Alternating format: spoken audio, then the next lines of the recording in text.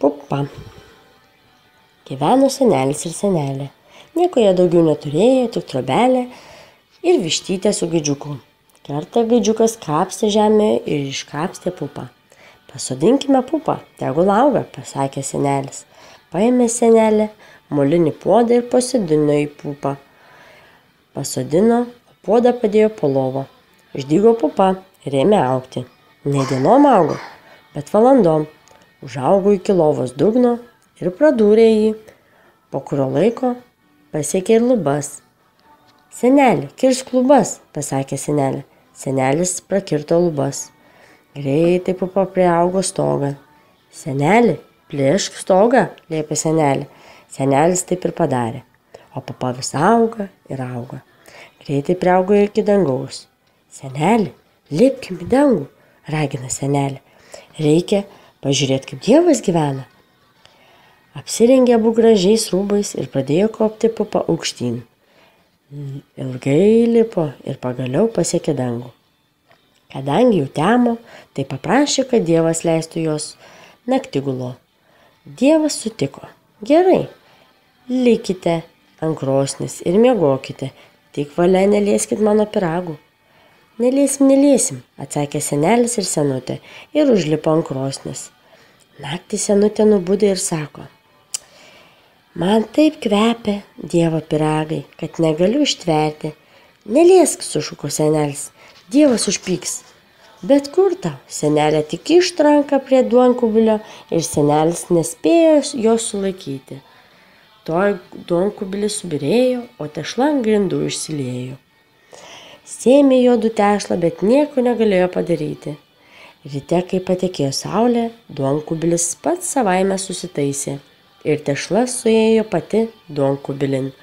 Atėjo Dievas ir klausė, ar nelietėt mano pyragų? Ne, atsakė seneliai. O jūs melagiai, supyko Dievas, neleisiu jums troboj miegoti. Eikit į sodą ir ten po obelim pernakvokit. Tik šiukštu nelieskit ne vieno obuolio. Seneliai pažadėjo nieko neliesti ir nuėjo į sodą. Seneliai vėl parūpo paragauti, ar gardūs Dievo sodo obuoliai. Nors senelis jau draudė, bet jį nuraškė vieną obuolį ir paskubomis suvalgė. Tuo metu tik barbar, visi obuoliai nuo medžio ir nukrito. Nusigando abu, nebežino, ką daryti. Kai patekėjo saulė, vėl visi obuoliai prie šakų priaugo. Atėjo Dievas ir klausė, ar nelietė mano obuolių? Ne, paskubomis atsakė senelė. Supyko Dievas ir jau norėjo juos išvaryti iš dangaus. Bet senelė ėmė graudžiai prašyti, žadėdami, kad daugiau nieko nelies. Pagailėjo Dievas ir sako, na gerai.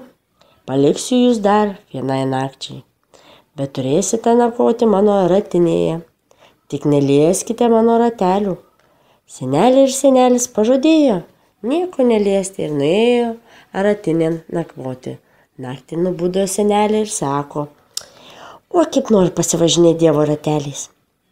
Senelis tyli, bet ir jam norisi pasivažinėti.